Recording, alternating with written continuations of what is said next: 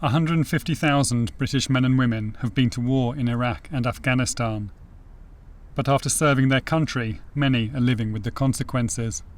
When I got back, I'd have a knife in my room constantly with me. Just don't feel safe no more. Bloody hell, that's not just a knife.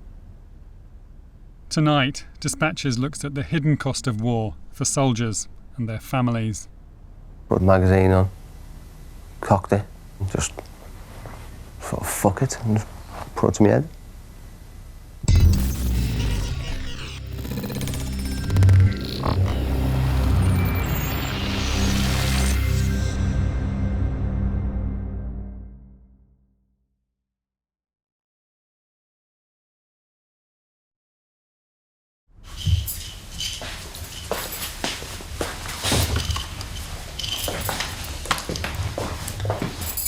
There he is. This one here. Oh, I see. Yeah, Private DR Foreshore. Yeah, May to November 2006. So he had his 33rd birthday out there. In South London, a family are mourning a paratrooper who served 2 tours of duty in Iraq when the fighting was at its fiercest. David at his happiest in the army. I love that photograph. And another lovely photograph of Dave. That's with me. Everywhere I look, I can just see my son. If I feel upset, then he just makes me smile. It took quite a few days really for it to sink in. And I can't honestly say now, sometimes it still doesn't sink in. I still don't think he's gone. I still think he'll turn up sometimes. Thank you. Dave Forshawe's mother Janet and his brother-in-law Paul are taking me on a trip to remember their dead soldier.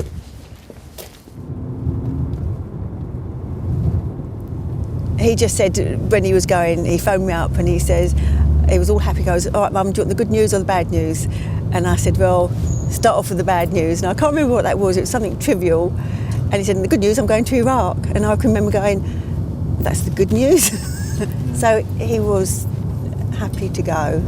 He was a born soldier, he just loved the life. Did you worry about him when he was away on tour? I didn't. I did subconsciously, but I just had a feeling he'd be okay. I really did feel as though he was out there safe and he would come back.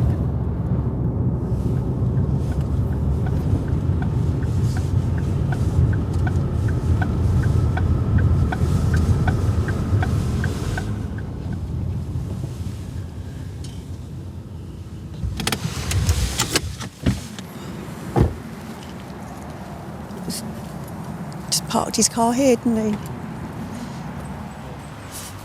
Dave Forshawe didn't die in Iraq. For him, life ended in this car park in South London. Well, that was a picture of him, but the weather's got to him. But he's there, I can still see his head there. And this is the letter that the Colonel, on the 18th of July 2006, wanted to give his thanks to David. That's his best friend. He was best man at his wedding in Ireland. Right. He's put best man on the day and best friend forever. Janet, can you just tell me a little bit about the circumstances of his death? I think he'd planned it for maybe a few weeks. I think just taking day by day and sorting himself out. And I think he just came down here and he took his shoes off. I think he definitely made himself comfortable in the car because he was found lying down as though he was fast asleep. And I think he would have put he'd bought himself a miniature chainsaw, a petrol-driven one, and he must have started it up and then just taken a few mouthfuls or a few gulps of it and gone to sleep. While he was serving out in Iraq, people were actively trying to kill him, and he was nearly killed. Him and his buddies in their vehicle were blown up. He didn't really talk about it much. He just was quite blasé about it, but obviously it affected him. How do you cope with that? Coming back to society when someone's trying to blow your vehicle up with a bomb, and you've got all your mates out, and you're in clear and present danger. and then next thing you're walking around in a shopping centre. Do you think it's fair to say that he had trouble adjusting to being back? Without a doubt, Yeah. yes. You could see it. I spent some time with him when he was on his rest and recuperation, and he wasn't there. I don't know, maybe it's linked, maybe it isn't, but he wasn't like that before. Oh, that's very nice. Yeah. Is this poor man a relative of yours? That was my son. Oh, I'm so sorry. Do you know, I feel so guilty because we walked past his car. Oh, did you?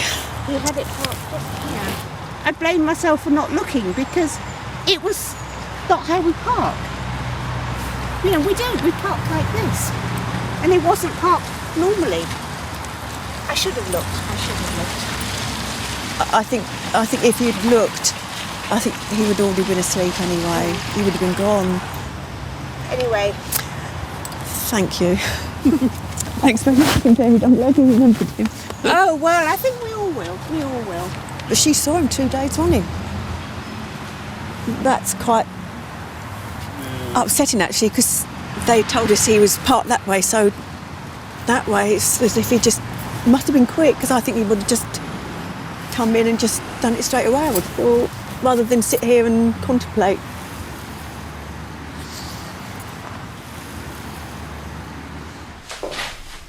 Dave's phone was in the car and contains the last images of him. It was his sister Sue who found them. Images. Yeah, gone. Did they? Yeah. He's still got his watch on there. So he took that off. He left that. So that was the night that he died, was it? Yeah. This was taken, says the time here, 25 to 10 on the 3rd. Right. Why do you think he Yeah, took those pictures? Don't know. You know, just for us to remember him by. But, that's the worst one, I think. That's the one that gets me, because he just looks fed up and ready. As a teenager, Dave was passionate about joining the army. He was repeatedly turned down by the regulars and in the end had to settle for the territorials. He went to school in Streatham, and 5 times he went after school to take the test to join the army, and each time he failed because his writing and reading skills weren't good enough. He had dyslexia, so that's when he did the next best thing for him, and that was to do in the TA. He would never have been able to go on active duty if Iraq or Afghan hadn't sadly sort of blown up, but because they needed so many TAs, then he was able to do a long tour, 2 tours.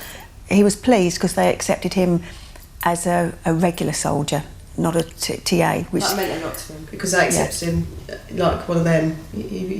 That really meant a lot to him.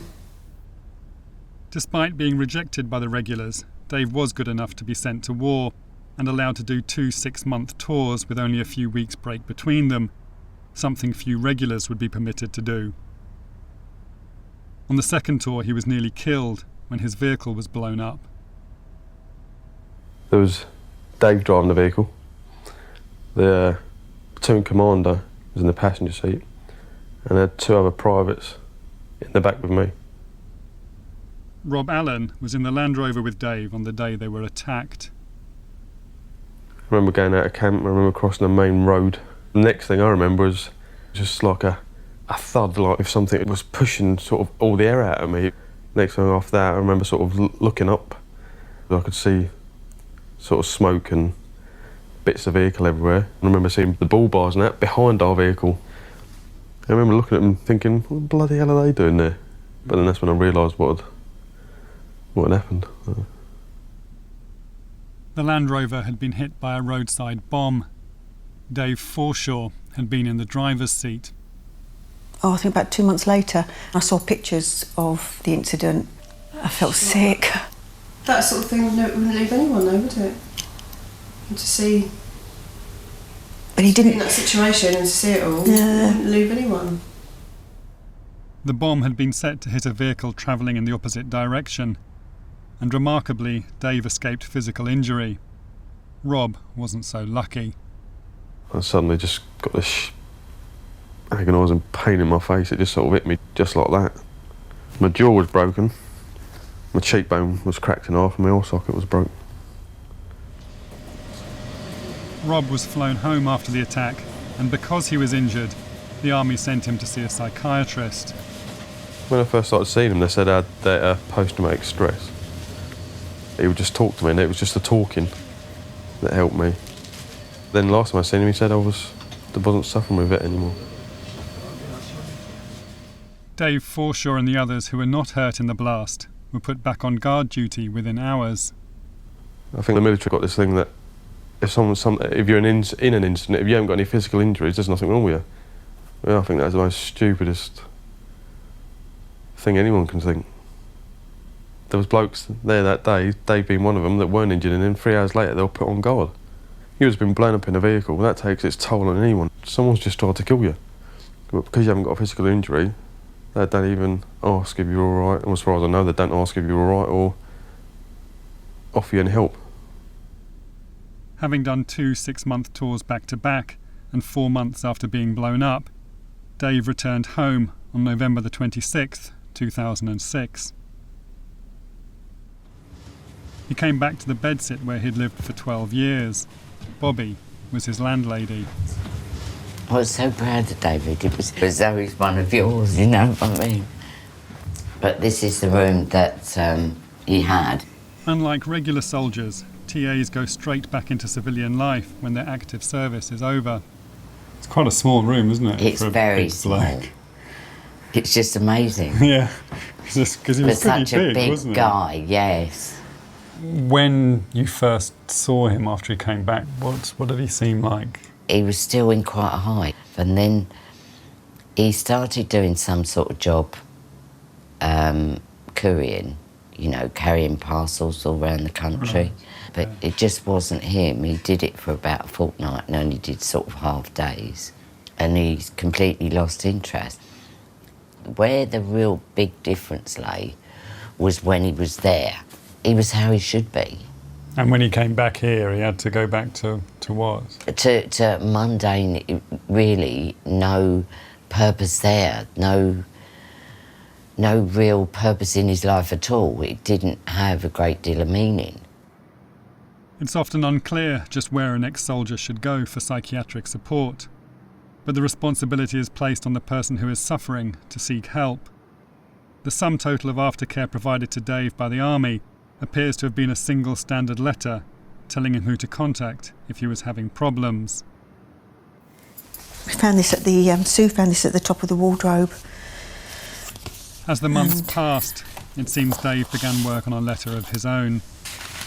A suicide note was discovered in his room. That is from someone that couldn't write very well, but to be honest, I can read it okay. Can I have the St George cross over the box and have my ash? She's put down to rest at Emirates Arsenal. David was dyslexic. He would have taken months to write that. And I know now that he used to be up here writing something, I suppose, and he'd come down to me and he'd ask me to spell certain words. And do you think those were... I think they related to words he wanted to put in his letter. The best time of my life was being in the army and fighting for my country, England. And I can't say everything that I want to because of my writing skills. Mum, I love you, and we'll always be looking down on you, Dave. A few kisses. And it's a nice letter because he doesn't say he's sorry for himself at all. There's no bitterness, nothing. So that, just scraps of paper and a folder, means everything to me. Dave Forshaw clearly needed help adjusting to being back in the real world, a place he may have struggled in at the best of times. Uncoordinated post-combat support structures might have failed him, and in a version of events disputed by the Army, his family say those failures continued after his death.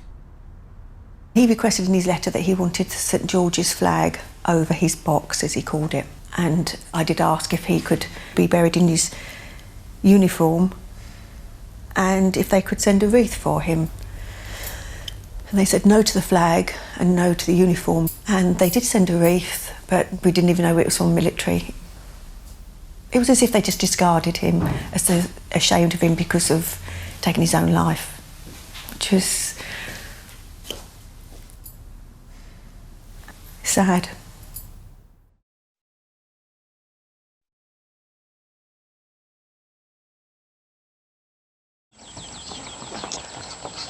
Run, Forrest, run!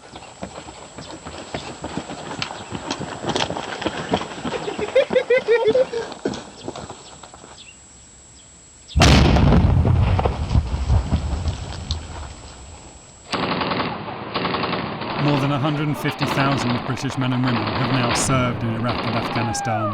You fuckers ain't coming in! Many of them are young and can be sent to the front line at the very beginning of their army careers.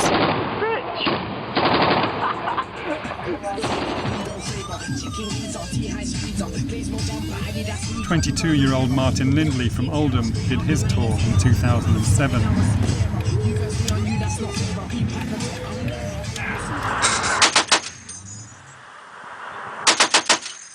In Afghanistan, he was an engineer. His main job was to blow stuff up. Watch you don't get hot with wood, mate. That hurt my ears.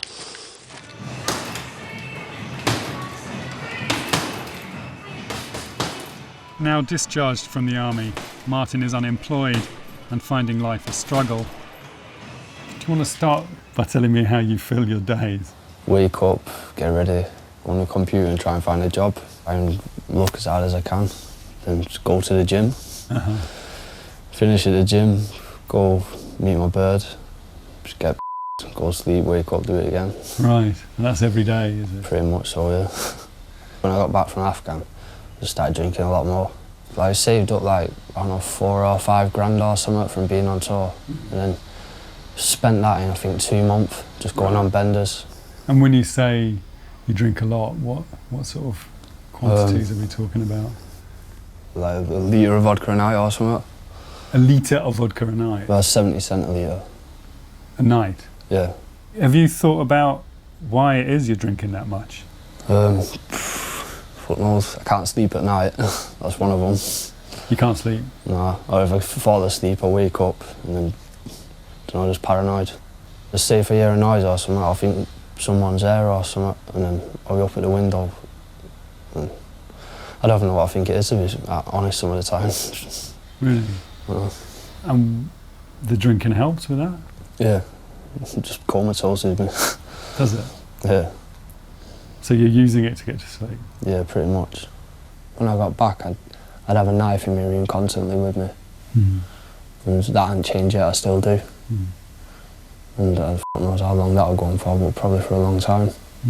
Just don't feel safe no more. Have you got it here? Yeah, there next to the bed and then one on the other side. Can you show me it? Do you mind?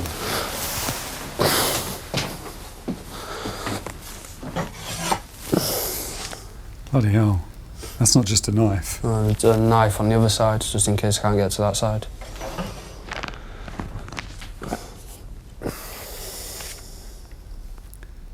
Those are they're serious pieces of kit, aren't they? Yeah, not too bad. And what do you think's going to happen? I don't know, someone will come in the room, someone will try and get us. And who would they be? Anyone. Live in a dangerous world, don't we? Be anyone. Growing up in an area of high unemployment and having left school with few qualifications, Martin is typical of many young men who join the army. This generation of soldiers record glimpses of their experiences on cameras and mobile phones. The images are shared among them and end up on their computers. That's good, Jackie, that. Right. That's just a really nice view. So that is kind of very much the front line? Yeah, well, yeah, pretty much the most front line you can get. The normal Afghani people out there, really nice people. Really nice. Kids are so friendly. Do you want to see a cat eating a dog? A cat eating a dog? Cat eating a dog. Who was that? I was in Afghanistan. One of the lads, I think they shot the dog or something, so the cat come along and ate it. Really funny. 2 dead kids. Another dead kid. A lot of the stuff I got off other people. Yeah. All these pictures are from the time when I was there. Right. 2 prisoners. They're alive? Yeah. What on earth's that? Guy with his head missing. See bits of his teeth.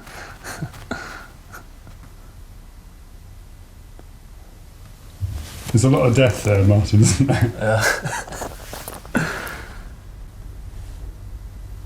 That's 2 of the lads out of my troop. Normally he just did advance the contacts from Kajaki.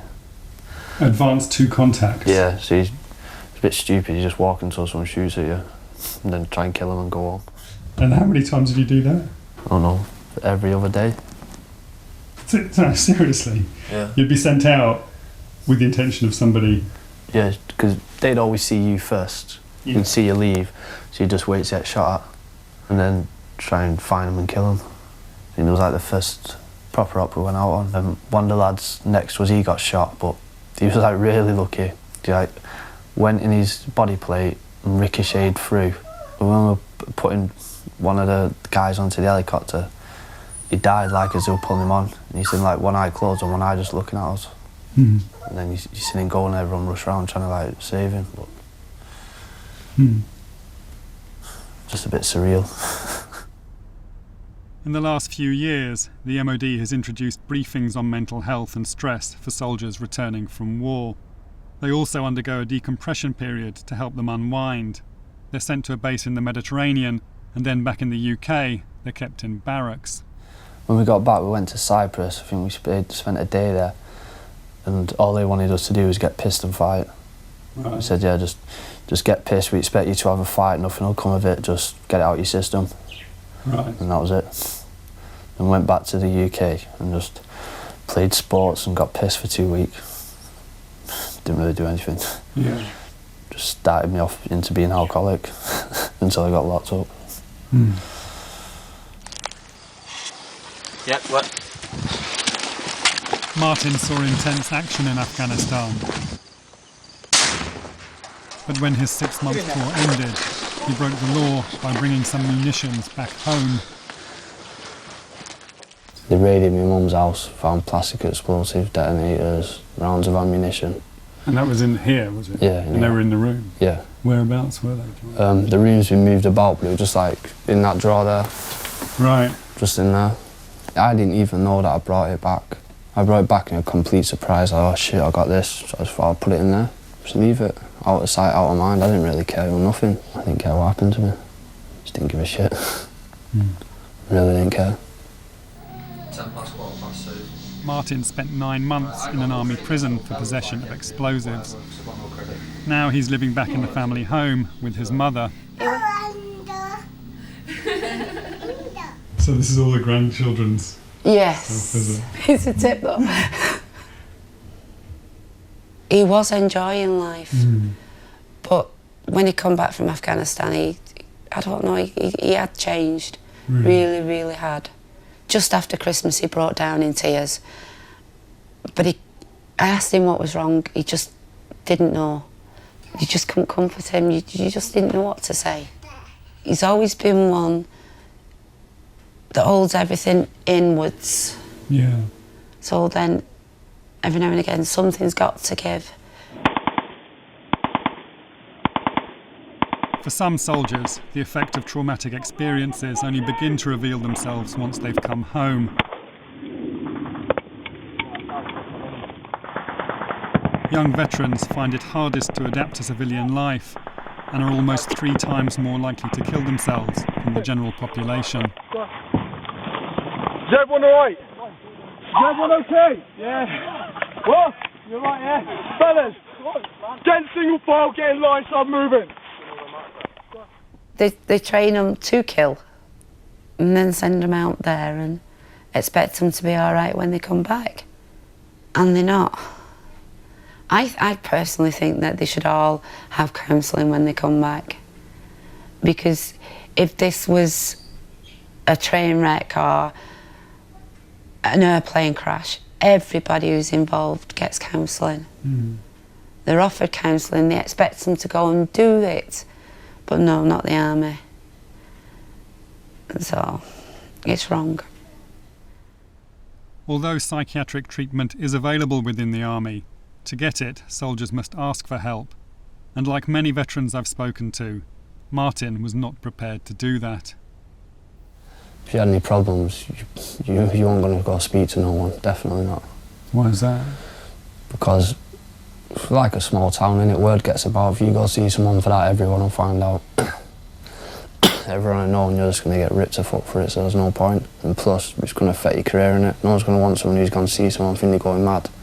Do you think he's suffering from post-traumatic stress disorder? I honestly do. I've said this from day one. I said it to his solicitor, I said it to the police that come that night, but nobody listens. So, I don't know what else to do. Sure. Where to go, who to see. Really? Really. I ended up under the bed the other night, which was a bit weird. How did that happen? I can't remember. I heard something and then just girlfriend tried touching me, I wouldn't let her touch me, I just crawled under the bed. Really? Yeah. I don't know. You don't know what you were thinking about at the time? No, I just felt a bit safer. My mum wants me to speak to someone, but there's no point. Just, what's talking going to do? How's it going to help? You don't think it could? No, just bring back more pain. What's the point? Depress you.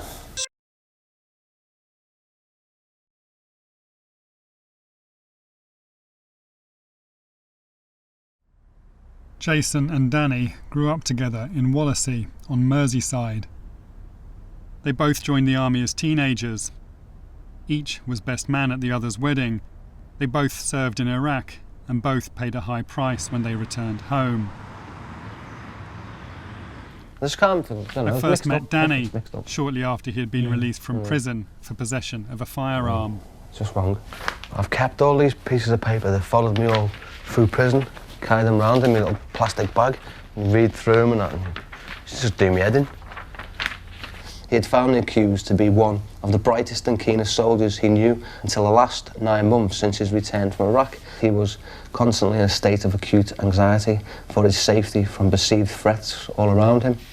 And Danny was in the army for 18 years, becoming a tank commander. He's got his 9 mil a year, and I said, oh, come on then, f***ing shoot me.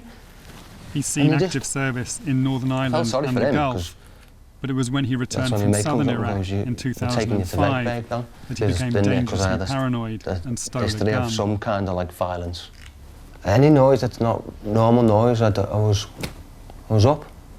As if I wasn't asleep, if you know what I mean. Probably asleep when I was drunk, but I never was asleep. I'm not getting murdered in my bed, I used to say. I had my defensive plan now to defend my house, like. I've been up, gun, loaded, cocked. Wait around the top of the stairs, wait to see what's coming.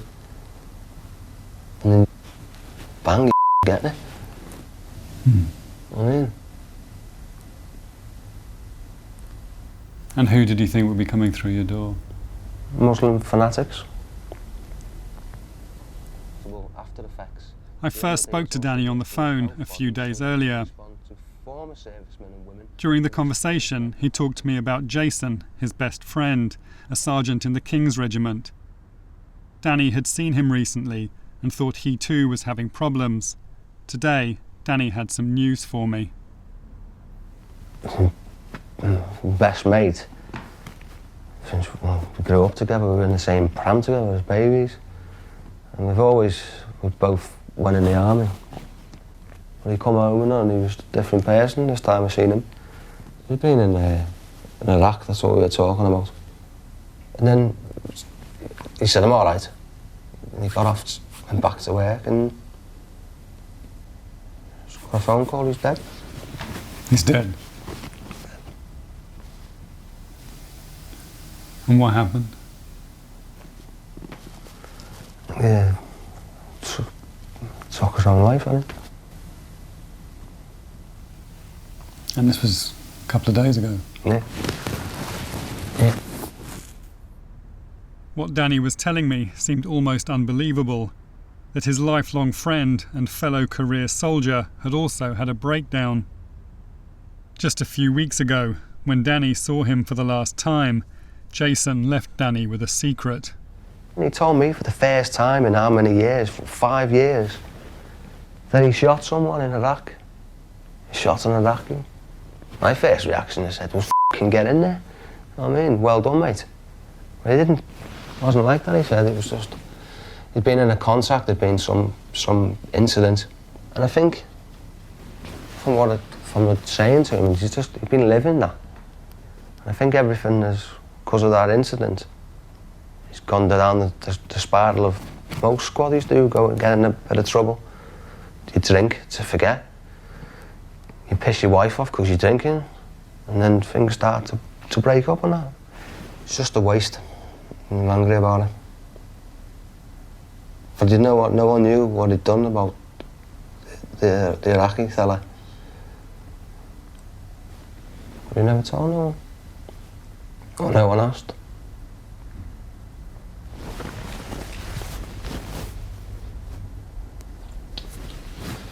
Just a waste.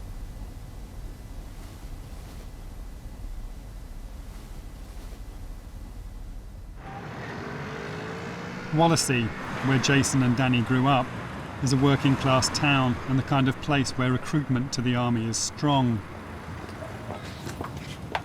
The two families still live here. Jason's parents, Eileen and Roy, agreed to talk to me about him soon after he died.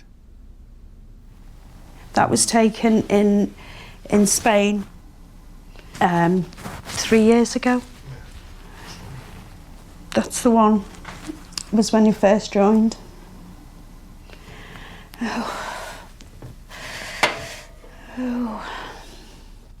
Jason's marriage had been breaking down, and in December he came to stay with Eileen and Roy.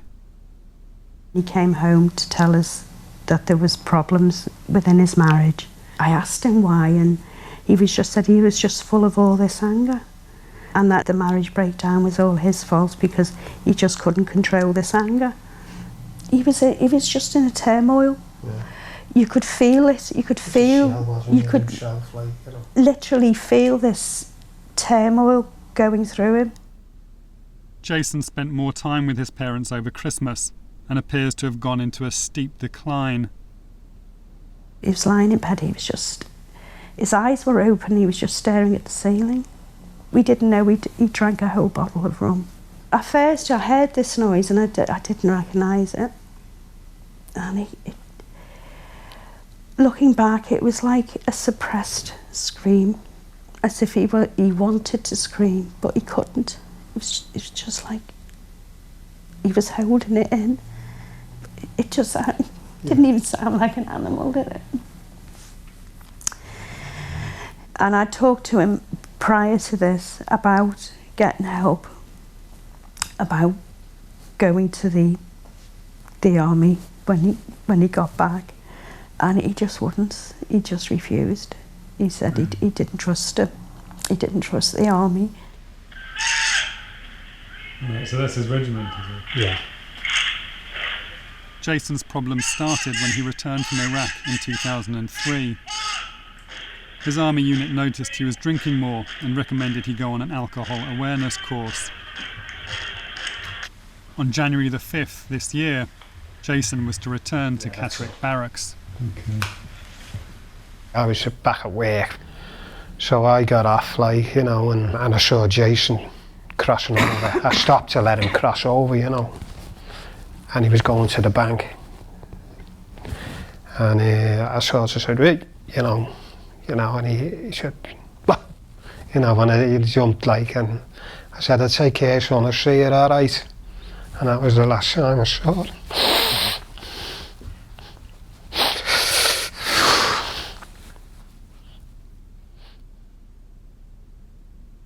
The next morning, on January the 6th, Jason Wilkinson hanged himself in his room in Catterick Barracks.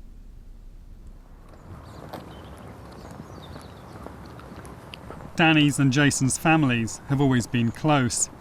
Danny's mother lives just a few streets away. I go with Danny to visit her. Hello. Hello. All right. You're right. Like Jason, when I have to Danny keep it came locked back 'cause from I've got 4 Iraq, cats. his marriage broke down. Oh, look, see. When he I was don't released go from looking at it prison, all. he came to It's live at over there. home. His mum shows me his old room. That was a lovely picture, look. Beautiful, isn't it? I do love him. Tell me what these pictures are doing in the drawer. I took them off the walls. I had them all on the walls. So when he was coming home, I thought, that's when he first started, look. Look how little he is. I thought, he won't want to come home, so look at these. So that's why I took them down. You thought you wouldn't want to look at them? Yeah. Why not? I just didn't think he did. Yeah, when you looked at him there, so proud. And then he was in that prison. And I thought, he's gone from that to a prison for no fault of his own. I know I shouldn't get like this, but I can't help it. Because no one helped him, you know. Right. That's right, Danny, you can come in. We're just talking about you. Just saying, Dan, look at you there with your little half-mast pants on, look. Oh. And they were saying when you're passing out parade. Yeah. And that was a proud day, that. How do you feel about these pictures now? It's the past now, isn't it? Some days I don't even think I've been in the army. And you see these and you just think, well, I was. It's like, I don't know, as if I wasn't there. Really? That's how I feel. Sometimes I wasn't there. Dan, how are you finding it so far? For much of his tour of duty in 2005, Danny was stationed in Alamara, north of Basra. At a time when resistance to the Allied presence was intense, the British had become prime targets for the insurgents. The base was constantly mortared, and many troops just had soft-skinned accommodation for protection. We got fucking hit every day, sometimes 3 times a day. Like.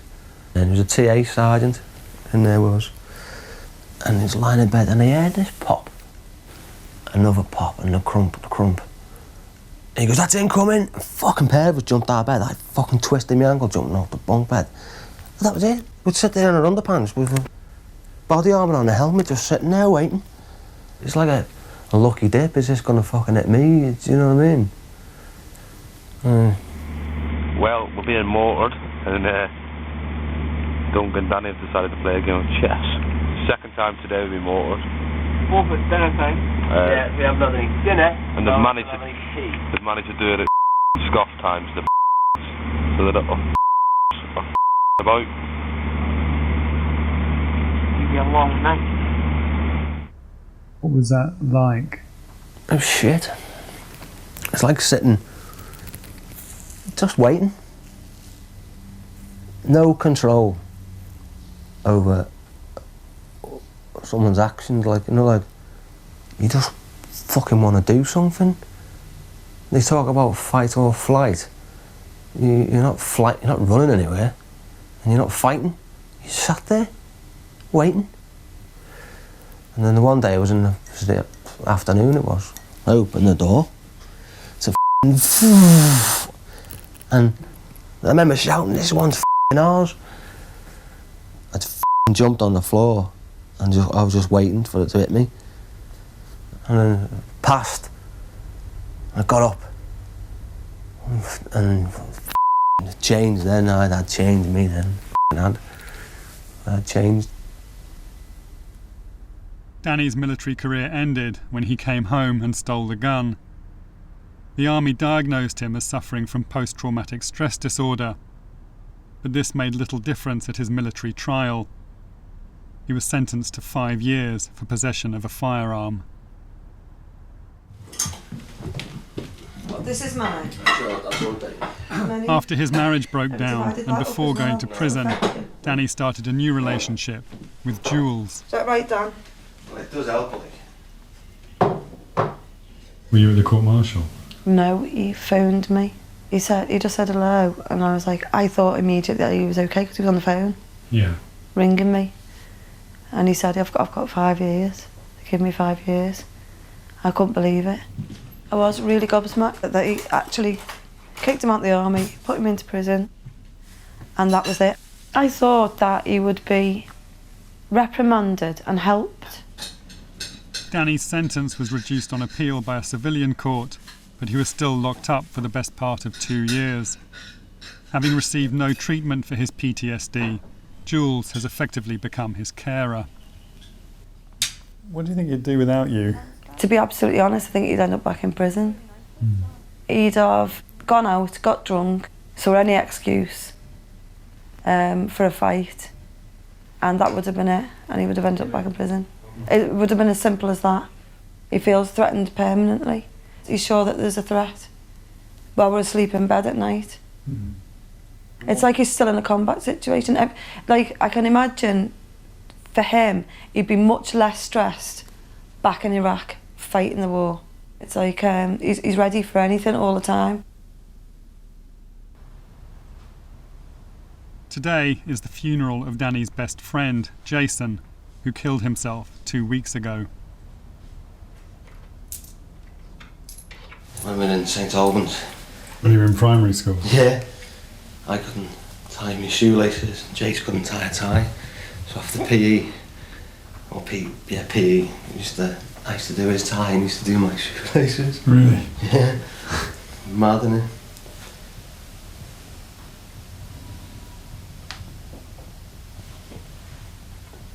Do you think I should take that over black tie in case someone ain't got one? That'd be nice, yeah. I'll get it for you now. Okay.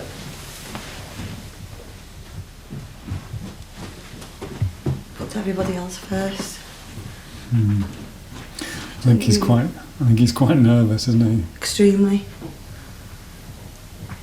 He's I haven't seen him this anxious since before he went away.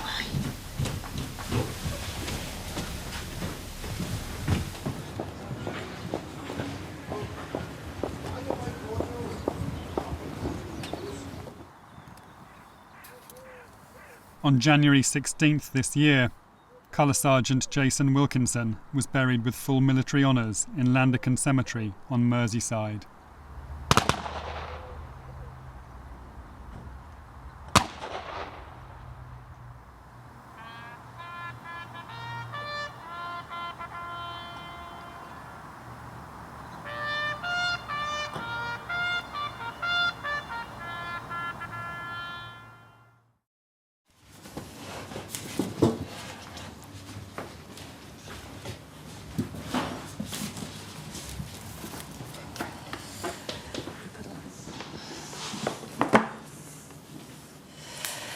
That was when he was about 2. Not a very good one. Holidays in Tenby. That's when he joined the Army Cadets. He must have been 10. This is Jason and Danny. And it's when one Jason saw taken Danny after for the a school last day time, out. it told him about something that had happened in Iraq in 2003. Before he died, he told his mum more about the incident that seems to have been at the heart of his problems. He told me that he'd opened up to Danny and he told Danny things.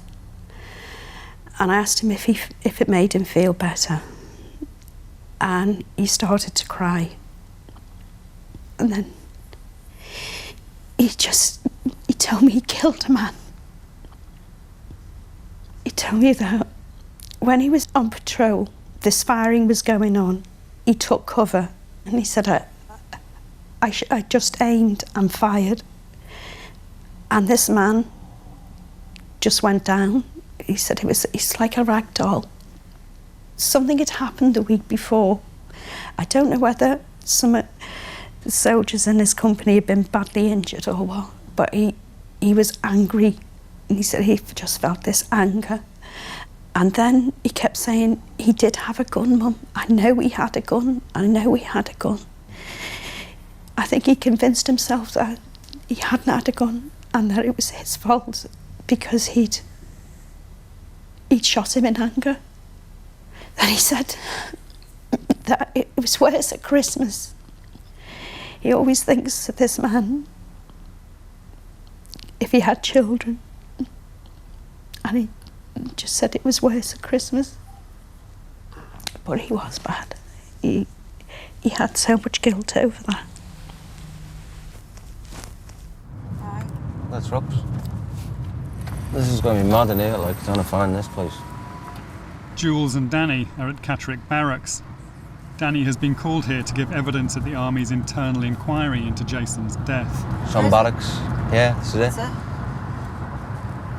At the coroner's inquest into Jason's death, the Army suggested he was drinking too much. Danny is concerned that this internal inquiry will blame his suicide on alcoholism. That's new, isn't it? Yeah. Well, you could park there. Where? Here, yeah. Camp Gates there.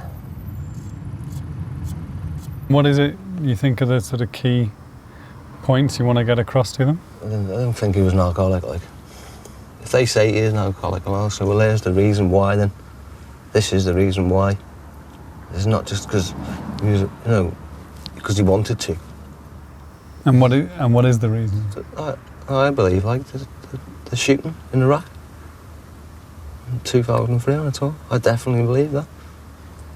Whatever the reasons they had for Jason's behaviour, someone somewhere knew that he was suffering, and they could have done a lot more to help him. And I think that if he'd have got the help, then I think things would be, we wouldn't be sitting here today. We asked the Ministry of Defence to respond to the issues raised in the programme. They told us the MOD takes the mental health of our personnel extremely seriously, and extensive prevention and treatment measures are in place both on operations and in the UK. Mental health professionals provide expert assessment and treatment, and the new in-theatre mentoring scheme encourages personnel to talk about concerns, reducing any stigma associated with seeking help. The MOD has also worked with the NHS on community mental health pilots across the UK, tailored specifically for veterans. We are committed to ensuring this important minority gets the treatment they deserve. I think any soldier who's been out on active service should be monitored more or less for the rest of the time they're in the army. And it should carry on to a certain extent when they've left the army. When I can look back in hindsight with Jason, it's like putting all of these pieces just come together. He was more agitated, more quick-tempered. But it's like he got into a self-destruct mode. That's all his brothers and a friend. Just a waste. Just such a waste.